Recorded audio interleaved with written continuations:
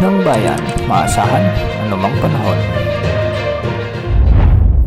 Magandang araw po sa ating lahat. Ngayon ay araw ng Sabado, May 16, 2025 at narito na ang pinakahuling update sa lagay ng ating panahon ngayong araw at sa magiging lagay ng ating panahon sa susunod na 24 oras. Sa kasalukuyan ay easterlies ang siyang nakakaapekto sa malaking bahagi ng ating bansa, kaya magdadala ito ng mainit o malinsang panahon sa ating kapuluan. Dahil nga sumiiral na easterlies ay asahan ang maulap na kalangitan na may mga kalat-kalat na pagulan at thunderstorms sa malaking bahagi ng Mindanao, sa may Eastern Visayas at sa may Palawan.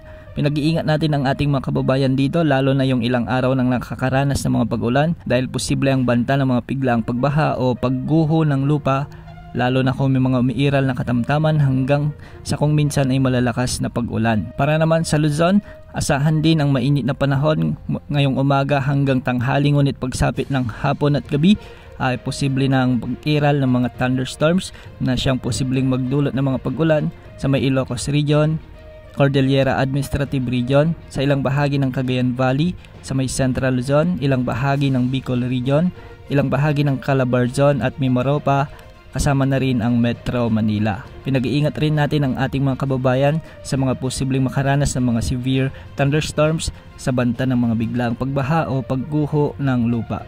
Para naman sa nalalabing bahagi ng Visayas ay asahan din ang mainit na panahon hanggang tanghali, ngunit sa hapon at gabi ay posible na rin ang pag-iral ng mga kalat-kalat na thunderstorms sa may Negros Island Region, Central Visayas at Western Visayas. Sa kasalukuyan ay wala pa naman tayong namomonitor na LPA o bagyo na posibleng makaapekto sa ating bansa sa susunod na 3 hanggang 5 araw. Wala ring nakataas na gale warning sa anumang baybayang sakop ng ating bansa. Yan ang update sa lagay ng panahon. Ito po ang weather update ng bayan, maasahan anumang panahon.